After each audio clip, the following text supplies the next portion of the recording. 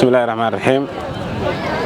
دومي كحيانka amniga degmada Balcad, دومي كحيانka arrimaha bulshada degmada Balcad, madaxda hay'adda Bargarof Foundation, dhammaan madaxda ka soo qayb gashay xafladan furitaanka ah. Maanta waxaan halkan u taaganahay tartanka xaafadaha ee degmada Balcad, taasoo taabagelinayso hay'adda Bargarof Foundation. koobkan waa isdhexgalka bulshada xaafadaha waana koobka loogu magac daray nabadda, koobka nabadda xaafadaha degmada Balcad. waxaan rajaynaynaa maanta oo noo furmo hadduu Ilaahay yaraa, waqti dhowna waa soo gabagabi doona hadduu Ilaahay yaraa. waxaan leeyahay afarta xaafad insha Allah tacaala dhalinyarada ku nool inay ka faa'iideystaan waqtiga aad u yar darteeda. waxaan leeyahay hay'adda Bargarof oo markii saddexaad markii afraad noo qabanaysa tartankan oo mahad celiyeynaa. Assalaamu calaykum waraxmatullahi wabarakaatuh. بسم الله الحمد لله والصلاة والسلام على رسول الله صلى الله عليه وسلم.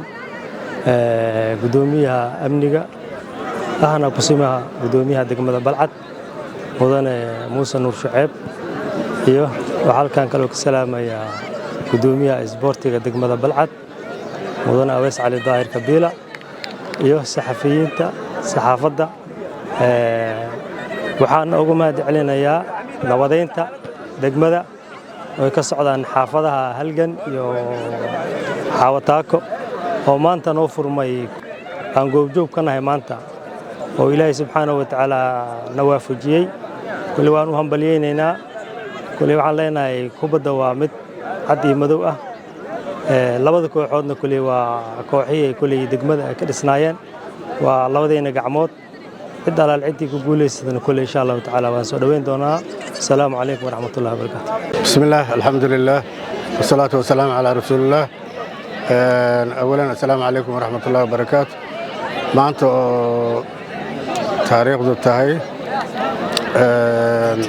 لواتن إيو لح وحامانت وجوغنا عيارة فريتانك حافظها نبدا دقمة بلعد نبدا إن لقى الشقيو إن نبض وناكسن تهينا واحد دليل كأه إن متقنا الحمد لله هوين إيمالن أمنية إنه في عينه إذا كان نوق شقيان عيارها نواس دحقل بلشو ودليل أتاه إذنا عيارتو إذا إنه ولا لوان بلشدنا مارت جعناه كقبصدان تاجر في عنون نقدان سيد لو متقنا لو جان قاضي لها ونظامك لو هلي لها ساس درتيدا waxaan ku baaqaynaa in isboortiga uu yahay isdhexgal bulsho si loo ogaado in nabad baladka Balcad ka jirto.